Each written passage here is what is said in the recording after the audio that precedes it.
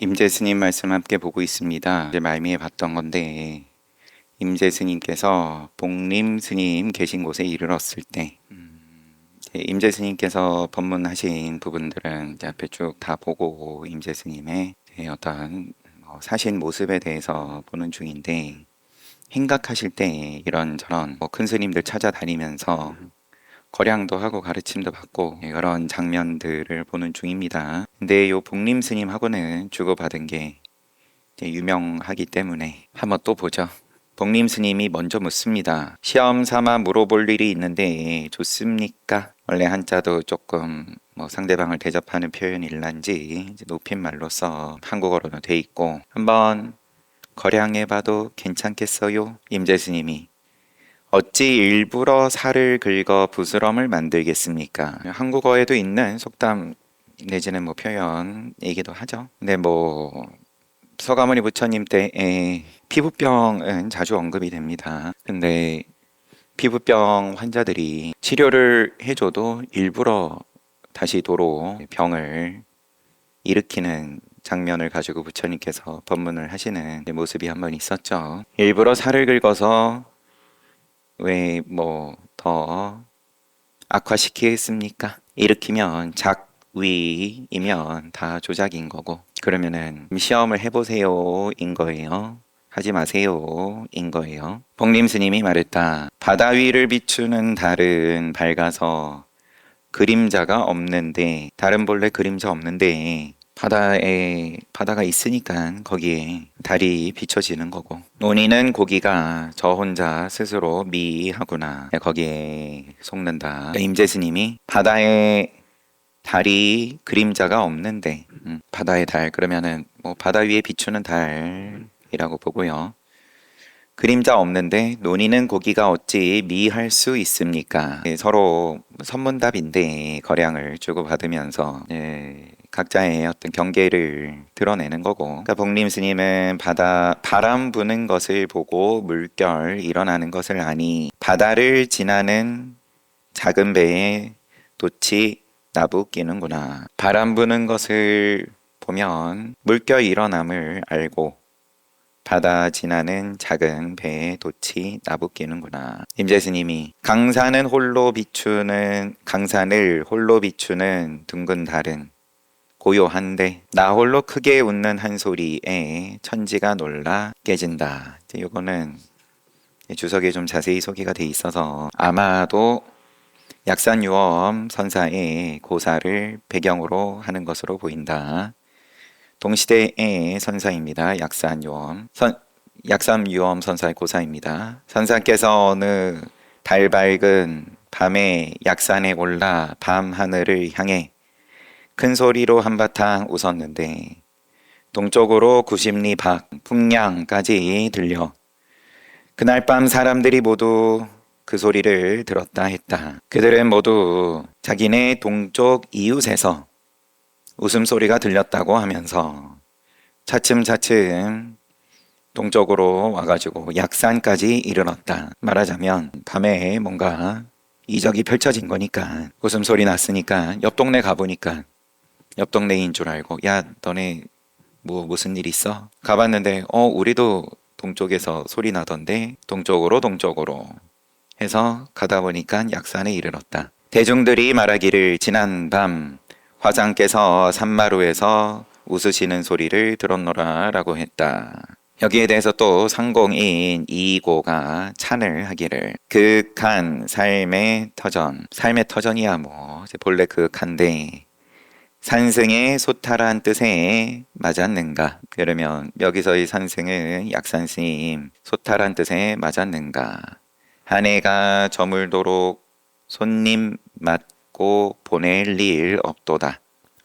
때로는 외로운 봉우리에 곧장 올라서 달 아래 구름 헤치고 한바탕 웃으셨네. 이 이야기를 빗대서 임재 스님께서 하신 걸로 보인다 말씀하신 것으로 중간에 끊어져 가지고 다시 한번 보면 앞에 바다 위를 비추는 달은 그림자 없는데 그렇지만 물고기들은 미하다. 거기에 스스로 미하다. 임재 스님께서는 그럼 바다의 달이 그림자 없는데 논이는 고기가 어찌 미할 수 있습니까? 복림 스님께서 바람 부는 것을 보고 물결 일어나는 것을 알고 바다 지나는 작은 배에 돛이 나부끼는구나. 근데 바람 불면 돛이 나부끼고 뭐 배가 또 나아갈 테고 세상의 흐름에 대해서 그 작은 배는 작용을 하는 거고 의지를 일으키지 않아도 조금 더 거스름 없이 떠다니는 거고 미함이 그런 거지 뭘. 그럼 그게 미함이 있다고 할 거냐 없다고 할 거냐. 괴롭다 본래 괴로움 없다 부처님 가르침이. 근데 나는 지금 죽을 것 같은데 이거 뭐냐. 그거는 바람 부는 데 따라서 나부끼는 거지 뭘. 그러면 당신도 한번 나부껴봐라 하면서 임재 스님께서 방망이를 날리면, 근데 여기서는 강산을 홀로 비추는 둥근 달은 고요한데 나 홀로 크게 웃는 한 소리에 천지가 놀라 깨진다. 복림 스님께서 새치 혀끝을 가지고 천지를 아름답게 꾸미는 건 그렇다 치고 지금 현재의 한 구절을 일러봐라. 임재 스님께서 길에서 검객을 만나면 칼을 바치고 시인이 아니면 시를 드리지 마시오. 그러니까 복림 스님이 문답을 그만두었다. 뒤에 개송은 뭐 굳이 안 보겠습니다. 그냥 뭐 뜻만 가지고 풀이하면, 풀이라는 말도 우습지만 그러면은 그때그때 맞게 검객을 만나면 칼을 바치면 되고, 시인이 아니면 그럼 시를 볼 줄 모르는 거니까 시를 바칠 이유가 없는 거고, 작용이 검객을 만나면 주머니에서 칼이 나오고 시인을 만나면 또 시가 나오겠죠. 시인이 아니면 시가 나올 일이 없는 거고, 천지를 아름답게 꾸미는 소리가 주머니에서 나오면 뭐 꾸며야 될, 작용해야 될 상황이든 그런 건가 보네 하는 거고, 검객을 알아보고 내 칼 어디다 뒀더라 열심히 호주머니 뒤져가지고 칼을 꺼내서가 아니라 주머니에서 칼 나오고 보니까 저 사람 검객이었네. 아니면은 온 사람이 열심히 이마에다가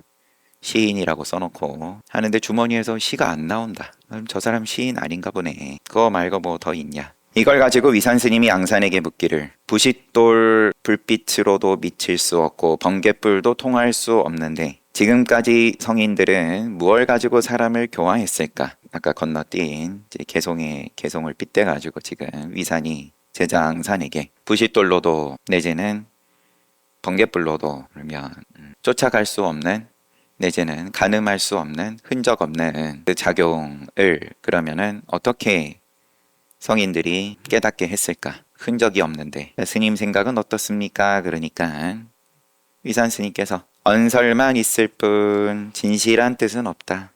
실의는 없다. 앙산이 그렇지 않습니다. 저는 안 그런 것 같은데요. 그러니까 그래 그러면 네 생각 뭔데? 그러니까 앙산이 관은 바늘도 사사로이 용납하지 않지만 뒤로는 수레와 말이 통합니다. 다 통한다. 그러고는 지금 당나라 때 노파 이야기는 굳이 앞에 노파 이야기에 붙어야 할 해설로 보이지만 이렇게 복습을 한번 하고, 임재 스님이 금우 스님 계신 곳에 이르렀다. 금우 스님은 임재 스님이 오는 것을 보고 주장자를 가로 뉘어 막고서는, 그러면은 뭐 두 손으로 했을지 한 손으로 했을지 보통 주장사를 세우죠. 세워 보이고 뭐 한마디 일러라 뭐 등등. 근데 가로로 막아서 가지고는 문 가운데에 걸터 앉았다. 문 가운데 걸터 앉았다. 문지방에 앉았다. 임재 스님은 손으로 주장자를 3번 두드리고 노크하듯이 했는지 선방 안에 들어가서 제1위에 앉았다. 문 3번 두드리고 옆으로 비껴 지나갔든 그러고는 제일 높은 자리에 상석에 앉았습니다. 선방에 가가지고.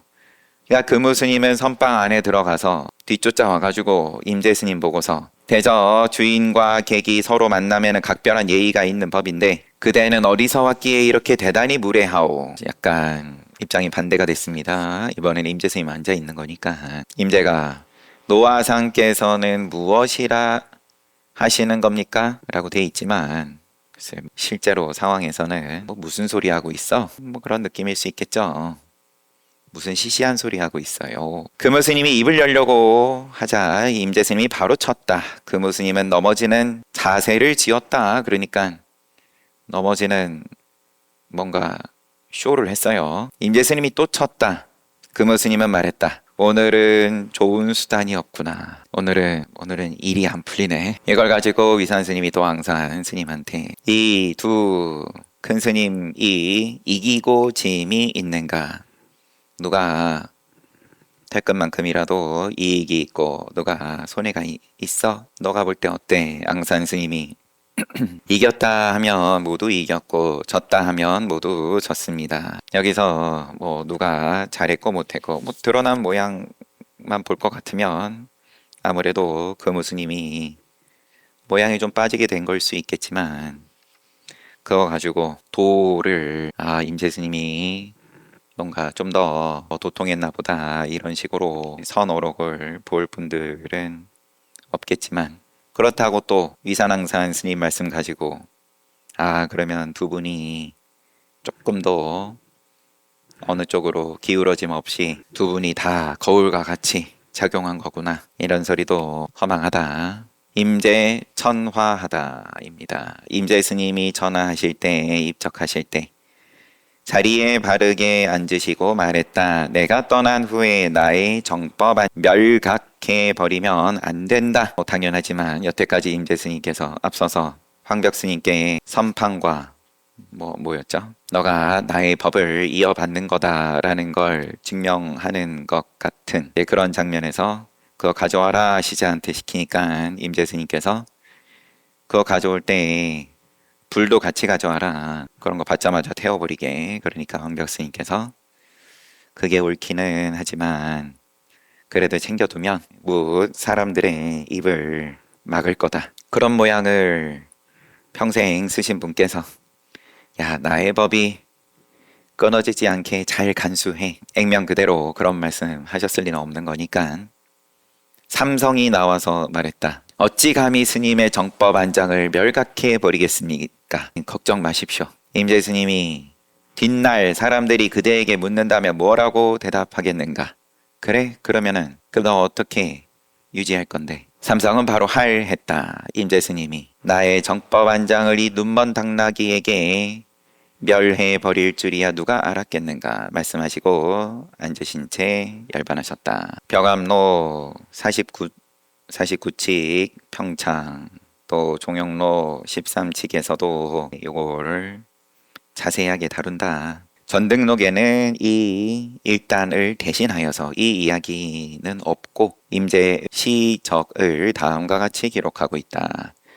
선사께서는 당나라 함통 7년 병술 4월 10일 구체적인 날짜까지 있어요. 열반에 임하시자 전법의 계를 설하셨다. 이 삶의 흐름 따라 굽이치지 않음이 없는 것이 어떠한가 묻는다면 삶의 흐름 따라 굽이치지 않음이 없는 것이 어떠한가 묻는다면 온누리를 비추는 참된 빛 끝이 없다 하리라. 왕왕 선사들 말씀에 이런 흐름의 표현대로라면은 굽이침에 대해서 빗대서 이야기를 하죠. 쭉 뻗어가지고 시원하게 한 방에 흘러갈 수 있으면야 좋겠지만 고속도로가 뻥 뚫려가지고 그런데 조금 간다 싶으면은 또 좌회전 우회전 병목마다 늘 교통체증이고 그러면 삶이 통째로 그런 거에 대해 어떤지 묻는다면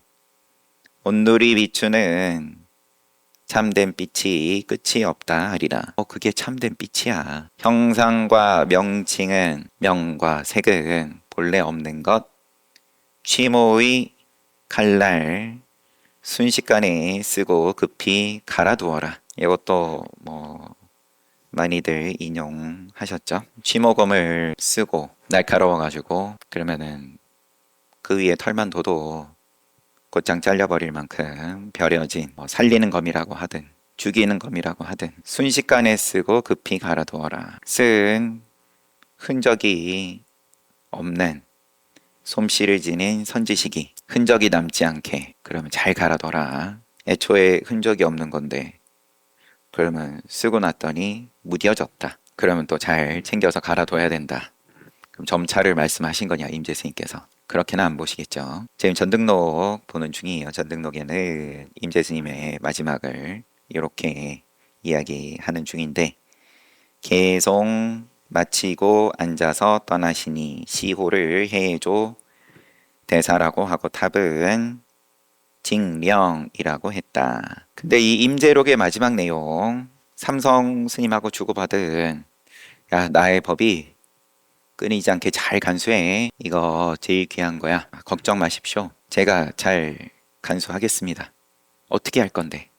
그랬더니 아 망했다. 저놈한테 이 법이 그냥 끊어져 버리겠구나. 그러고는 열반하셨다. 나머지 설명은 넘어가고 임재의 생애입니다. 선사의 휘는 의현 조주의 남화 사람이시다. 속성은 형씨.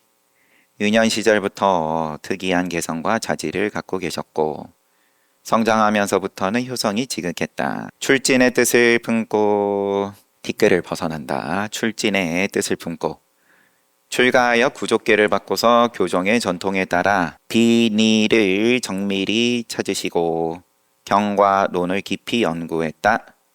그러다가 이것은 세상의 일시적인 고통을 구하는 약방문에 지나지 않는다. 불교의 위대한 정신을 전한 종지는 아니다. 라고 말씀하시고 돌연히 선으로의 길에 들어서서 선지식을 찾아 여러 곳을 편력하였다. 처음에 황벽 선사를 칭견하여 참선하고 다음에 대우 스님을 칭견하였다. 그 내용을 우리가 함께 봤고 황벽 선사의 인가를 받으시고는 바로 하북으로 가서 떠나는 장면에서 그래 그럼 어디로 갈 건데 강북 아니면 강남으로요. 그랬더니 후려치셨죠. 그때 임재스님이 또 곧장 맞받아서 치고 크게 웃으시고 황벽 스님께서 그러고는 선판과 무슨 장이죠? 뭘 가져와라. 그거를 여기서는 이제 인가 받은 거다라고 정리를 했어요. 하북 지방으로 가가지고 진주성 동남쪽에 호타하 가까이에 있는 작은 절에 머무셨다.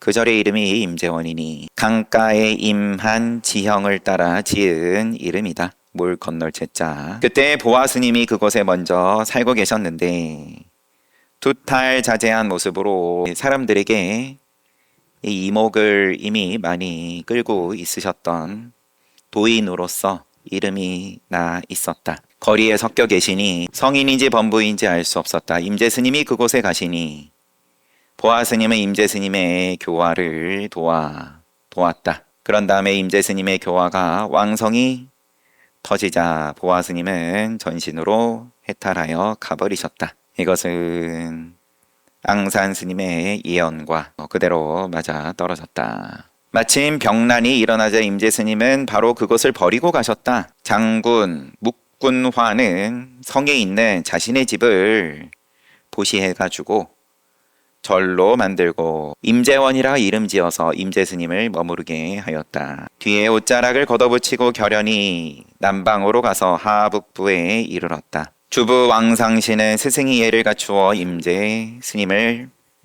맞이들여 모셨다. 거기 머무신 지 오래되지 않아서 대명부의 흥화사에 와서 동당에 계셨다. 앓지도 않으신 채 어느 날 스님의 옷을 단정히 하시고 반드시 앉아서 삼성과 같이 문답하고 마치고 고요히 가셨다. 당나라 함통 8년 정해년 정월 10일이다. 앞에 전등록 기록하고는 조금 다르죠. 서기 몇 년으로 써줬으면 좋았을 텐데 1년 차이에요. 당나라 함통 7년인 것과. 문인들은 스님의 전신을 대명부의 서북 모퉁이에 탑을 세워 모셨다. 하고 끝. 잘 봤습니다. 그래서 이제 앞에 처음에 본문에 들어오기 전에 해제를 우리가 상세하게 봤는데 처음에 임재 스님께서 하북 지방으로 가셔서 진주성 임재원에 머무르시게 되었을 때 이제 그 지역 자체가 당나라의 위세가 전성기를 지난 상황이고 여기저기서 민난들이 많이 벌어지고 이제 그러다 보니까 또 저를 떠나실 수밖에 없는 상황이었고, 장군이 도인을 알아보고 자기 집에 모셔가지고 있다가 또 어떻게 보면 점점 계속 이제 중앙으로 나아가신 거죠. 명칭들은 뭐 그렇다 치고. 그래서 이제 왕상시하고도 교류를 하고 덕분에 재미나게 잘 봤어요. 재미나게 보는 게 잘하는 건지 잘 못하는 건지, 선이라는 어떤 또 모양에 천착되어 가지고 소비하고 즐기고, 이때 당시에는 어떤 주류 메인스트림을 파격으로서, 그리고 또 그 인과는 뭐 얼마든지 감당할 수 있는 인재스님 휘하의 제자들이 뭐 얼마나 많은지에 대해서는 크게 표현이 없지만, 그래도 이런 파격을 행하면서 할과 방으로서 찾아오는 학인들을 깨닫게 하고, 그거 자체가 그러면은 커다란 복덕을 증명하는 거니까, 지혜와 복덕이 구족했다, 구족하셨다. 차라리 뭐 이런 말도 함부로 할 건 아니고, 지혜는 지혜대로 귀하고 복덕은 복덕대로 또한 귀하고, 인간의 수준에서 논하는 지혜 뭐 이러쿵저러쿵, 복덕 또한 인간의 수준에서 이야기하는 복덕 다 늘 상대적인 거니까. 그러면 그 조건을, 인간이라는 조건을 굳이 붙일 필요가 없는 그런 지혜 내지는 그런 복덕, 그런 것도 있다. 그런 구경 한번 해봤을 때 지혜로든 아니면은 복덕으로든 고만고만하게 구경도 해보지 못했을 때, 어차피 뭐 이래도 공업 저래도 공업이라고 하지만 큰 거 한번 보고 나면은 겸손해지는 거죠. 이 정도면 대장이다 했었는데, 아, 골목 대장이네, 동네에서 알아주는 정도네, 아니면은 뭐 온 세상에서 알아준다 그래도 그냥 요때 요 시기 무시 이래로 윤회를 거듭하면서 역사를, 시간의 조건을 뛰어넘는 수준의 지혜다, 아니면은 또 복덕이다. 그런 것도 한번 구경을 해봐야, 근데 그게 몽둥이로서 구경하는 거죠. 아니면은 또 머리 위에서 도끼가 왔다 갔다 하는 니까야에서 우리가 함께 봤던 저게 있는 줄 몰랐을 때는 기고만장해가지고 늘 고개를 쳐들고 다녔는데, 꼼꼼하니까 키가 작아가지고 목이 달아날 일이 없었다가 그래도 좀 크고 나니까 이런 거 저런 거 그래도 인연이 있으면 다행스럽게도 조상님의 가오라고 하든 뭐라고 하든, 아, 무서운 거였구나 하면은 겸손해지는 거고, 아니면은 이제 목이 달아난 다음에라도 그때라도 알면 다행이고, 그때도 모르면은 그러면 또 뭐 다시 꼬꼬마로 돌아가는 거죠. 쪼그라드는 건데 그때 가가지고는 또 억울하다, 왜 이런 일이 생겼냐, 나 열심히 살았는데 거기는 맨날 도끼가 왔다 갔다 하고 있었구만, 자기가 보지 못해놓고는 목을 들이마 놓고는 저렇쿵 여음이 있니 없니, 여음이 기가 막히네, 저 도끼는 정말 차별이 없구나, 바람 불면 파도 치는 줄 알고 바다 위에 작은 배는 그러면은 참 잘도 떠다니네. 그러고 서로 주고받다가 싹, 어떻게 보면 뭐 이름도 그래도 정확하게 다시 한번 짚어야죠. 복림 스님께서 한번 거량해봐도 좋아요 하고는 뭐 좀 하다가 분위기가 갑자기 싹 쓸어버리거나 다 됐고, 그럼 너의 지금 현재 한마디 해봐라 하는 거니까, 그 뭐 검객이고 뭐 시인이고 하니까 입을 다무셨다. 주머니에서 나오는 족족, 아니면은 뭐 이제 굽이 치는 걸로 얘기하면 그때그때 당면하는 구비구비에 대해서, 이게 조금도 빗나가지 않는다는 거에 대한 뭐 이제 대긍정을 검객과 시인으로, 근데 만들어서 그러려 그러면은 그러면 이제 다 내 탓이요 이러고 이렇게 가는 건데, 그럼 내 마음에 양심에 비춰가지고 정말로 내 탓이라고 내가,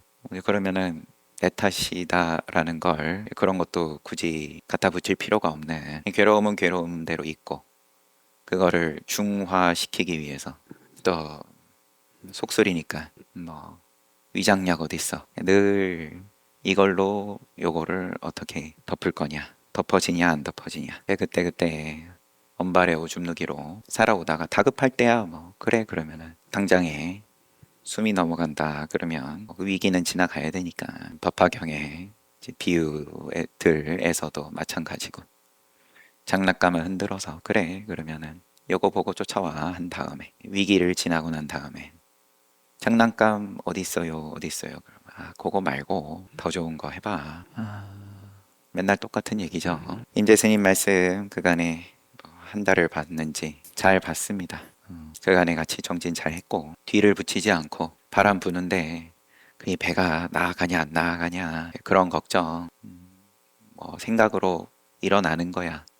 이 몸이 원래 지니고 있는 어떤 기본적인 작용이니까. 그렇지만 그건 그것대로 내버려 두고 언제 나아가냐 전전긍긍할 필요 없이 한번 더 봐라. 그래서 돌고 돌아 믿음으로 마무리 짓겠습니다.